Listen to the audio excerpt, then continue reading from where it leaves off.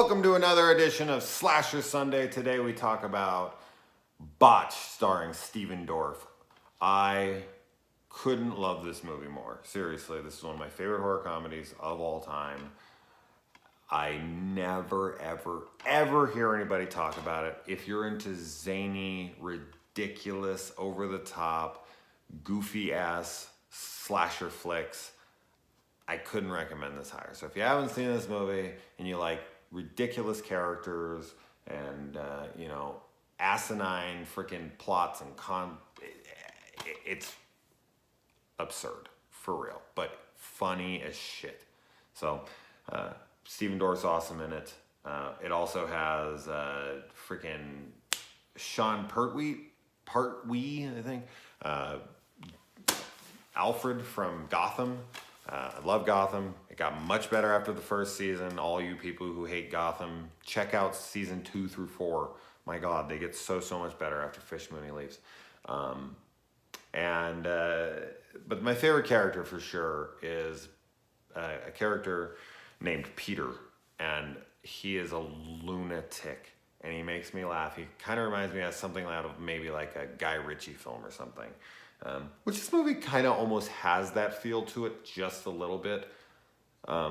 It's very much a horror comedy and leaning more on the comedy side of things. I know there's a lot of people out there who really just don't like horror comedies. They like things to be very straightforward and maybe some comedy in it, but they don't want it to be a comedy mixed with their horror. I have a few friends like that. And I don't know, I mean, everyone to each their own, obviously, always. There's certain things that I'm not crazy about, but I don't know. Horror comedies to me are just as good as straight horror. I mean, they can be anyway. They're hard to nail, but when you do, they're so fucking fun because I laugh at over-the-top brutality. Like, I find that shit funny. Like, when kills are just so ridiculous and so elaborate and so vicious, and I laugh out loud. It's just a natural reaction. I do it in movies all the time. I get dirty looks from people in the theater all the time when I'm watching like a serious movie and a kill is viciously gnarly. I'm just like, and the person next to me, how could you laugh, you monster? And I'm like, I don't know. I thought it was funny. If it happened in real life, I wouldn't be laughing, trust me. But on the screen, it's funny. And so to have comedy plus what I also find funny together in one, just jokes and over-the-top violence, I mean, it has to be ridiculous violence, though. It can't be just like a kid being tortured and then murdered. Like that's not funny. That's not what I'm talking about. I'm talking about just insane, ridiculous kills that are so, outside of the realm of reality, like people grabbing heads and yanking and the whole like spine coming out of the body, and nobody has that kind of strength, and it just makes me laugh. It's so graphic and gratuitous that those are my natural responses. So that's my piece on horror comedies. I just think that they don't get it, and that's fine that they don't understand it. Not everybody is meant to. But I don't see how they don't find the humor in it. They can explore different forms of comedy that no other films can. Like, can you really watch Evil Dead 2 or something like that and not laugh? Like, there are people, I know people. A buddy of mine hates Evil Dead 2. He loves part 1. He just hates that it's a comedy. He hates all that shit, Army of Darkness to all of it. And I'm just like, how? It's so funny. But doesn't matter. I feel like I'm talking like Jack Black and High Fidelity right now. But yeah, one thing that I love about this film is showing it to people, because about 25 minutes in, it's just almost like a straight heist gone wrong, make up to the mob for your heist gone wrong, another heist gone wrong. Like, it almost feels like a Guy Ritchie film. I think I already said that. But it has that feel to it, and then all of a sudden, because I remember the first time I watched this, I went into it thinking it was a horror movie and being like, is this ever going to be a horror movie? I liked it for sure, but I was just like, is it ever going to go anywhere horror-like? And then all of a sudden, just literally out of nowhere, the door opens up, spoilers, spoilers. The elevator door opens up, scissors come out, head lopped off all in like 1 second. I laughed out loud. Oh my God, what the fuck just happened? And then Peter brings the head back and he just like slams it down. He has no interest in it. Peter's character just fucking kills me, man. Steven Dorff is great in this. Another character that I absolutely adore is Boris, the security guard. He kills me, man. I got kicked out for what? Bullying, cannibalism, and homosexual rape. He's so good. Alpha male. Alpha male. Is there anybody out there that loves this movie? I mean, seriously, I'm sure there's a couple of you, but fuck, this doesn't get enough attention. It's so damn good. It's such a zany film. And so, you know, they go and they steal this cross that they have to bring down. They come in the elevator and all the people are coming on and Peter just keeps going and pressing the little thing and he's looking at everybody. You fucking bitch. Like his accent, his performance, looks like Eddie Munster grown up and just angry as shit. And he's so funny the way he says certain things, like when he keeps going to everyone's face. And, you know, I am not Santa Claus. If you're looking for a bloodbath, then I'm your man. Like, and the funny, like the way he ups his voice certain times, and, you know, his brother, fucking Yori. And he goes over and he grabs him, he yips the fucking sandwich out of his mouth, and his brother tries to turn on him. It's just a fucking sandwich. Like, and then Steven Dorff confronts him and he's like, why'd you kill her? You didn't have to fucking kill her. And he's like, so I killed a middle-aged bitch. So what? Big whoop. Like, there's one less middle-aged bitch in the world. Big wow. Like, he's so cold. He is so fucking just ruthless. He's heartless. But God, he makes me laugh. Every damn line that comes out of the guy's mouth is just great. Get off the fucking lift. And he's just like, are you hearing me? Hello? Screaming in their face and they're just ignoring him. That chick is there and she's so creepy. That sister, you know, ends up being, sisters to freaking Ivan the Terrible, the killer. The first time you see the killer, that's like when I think the movie really tells you what you're in for. And that might be where a lot of people were lost in this movie because it gets goofy quick. And it's pretty, not serious, but it's more serious. And it just gets super silly. But when you see this Ivan the Terrible wannabe, and he is dancing, and he flips a switch, and there's like disco lights and disco music, and this guy's thing comes up through his foot, and he pushes him back, and he lands on it. And the other guy sits in the chair, and the thing comes up right between his dick, and the guy's on the freaking, you know, radio, and the guy just keeps going on about his handle. So, do you want to know my handle? Such good stuff.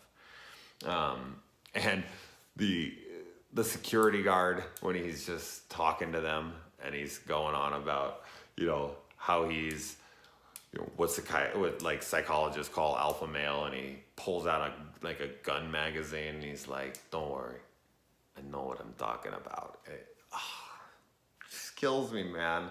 And another scene in there with him, you know, Steven Dorff finds that, Peter took the cross and he like made this fake little cross. I don't know if he thought the weight was or if he was just gonna feel. I'm not sure why he even bothered replacing it, but he looks at it and he pulls it out, and Boris is like, oh, it's beautiful. And he's like, it's not the real cross, you fucking idiot. Oh, it's so good. And the face they find on the wall that's been like cut out and like put and stitched into the wall like art. And that room of like bodies that they find. And then there's another room where the girl's bringing them back for sacrifices, and she's like having them go out and get bodies. And he comes and he's like trying to fuck the guy's feet, and she's like telling him to screw off. And then she's like pushes the guy off the table, and she's like, you've ruined him. Get me another one. They're dynamic between them. They're both so crazy. But that killer, man, really. Then the first time you see this killer, you're just like, what the fuck is going on? And why is this movie so awesome? Why is no one talking about this damn movie? Girl gets the thing through her ear. I mean, he could have just cut the ear right here. I mean, I don't know where the hell he would have got a knife. I don't know if he had one around. I know it's so easy to be like, well, you could just do this. I mean, it'd be hard to cut through the cartilage, but I don't think something that big could be ripped out. I think it would take the whole damn ear with it. So, my good God. There's a scene where Stephen Dorff's character is running from the killer and he falls over, and the guy's like, did you get hurt or whatever? And he's like, did you get shot or stabbed? And he's like, it's a cramp. A cramp? Really? You don't see that very often. That's a rarity in horror when a person, especially like the lead tough guy in the movie, who tells Boris, like, take one more step forward and I'll break you in two. And he like sits back down. Like, gets a cramp while running? Really? Like, wow, okay, I guess. And oh, let's see here. What else? It's hard to talk about these kinds of movies because they're really just jokes. But I'm trying to find some other things here. The one thing that really, really gets me, and I love it, is the rat. The rat in this movie is, every time he's on screen, makes me laugh. But he like grabs the head and he's like pulling it across as they're trying to lie to them that the hostage got set free, and his head's right there, and then it goes out and am I the only one that saw the head? And then later he like grabs the rat and he just douses it in lighter fluid for no reason, which ends up working out later because that's how they defeat the freaking dude that looks like a Viking, Vlad. I always want to call him Vlad. Ivan the Terrible. But that rat, he just like pisses all over him, and it's so silly. It's so random. I want to know how these movies are written. Another thing that you really never see is this guy gets his foot caught in a rope trap and it pulls him up into the ceiling. And most of the time in these, they just pull him straight up. But in this one, he actually hits his face on the ground as he goes up. It's a small little thing, but I almost never see it in these damn movies. I also love that room where she's doing all the sacrifices and they go in the back, like it's like almost like a closet, and there's just all these mutilated dead bodies. Such great special effects there, like practical work. So damn good. And then Boris gets his hand cut off by his own damn contraption, and he just burns it, and he puts so much lighter fluid, his whole arm is on fire, and he's like, alpha male, and his face is all paralyzed, and he's getting like spittle all across his mouth here, and he's just like talking, and he has to have subtitles. God, the people that wrote this movie and made it had to be on drugs, and fuck yeah for that. And I love that, like, the way this all goes down is like they finally get out, they burn the guy, kill the sister, and then Boris goes in, and the Viking comes in, Ivan comes in, and the bodies all fall, and there's just the security guards should be looking for a murderer, but instead they're watching two people who work there fuck their brains out, and then just gallons of blood and bodies and Boris, and they're like, Boris, we knew it, and they run off because like Boris looks like he's framed in that moment, and the killer is like burned to a crisp, and he's got like frizzy hair and whatnot, and Stephen Dorff gets the chick and everything, and it's just such perfect timing for them to be able to get out of there. And there was one more thing I wanted to mention here, but I think I lost sight of it. Damn. It doesn't matter. But, yeah. Is anybody a fan of this? Like, am I alone in this movie? I know when I posted about this, there was like one or two people that were like, yeah, Botched. But it just doesn't get talked about enough, and it's such a shame. So let's watch this if you haven't seen it, and spread the word, because this movie needs some more love. This needs to be a cult classic eventually. So, yeah, I mean, yeah, that's it. I had something else, but I'll think of it as soon as I shut this off. But there's another Slasher Sunday, another rarity, something that doesn't get talked about. It's a 2007 movie, so it's pretty recent. Until next week, guys, adios.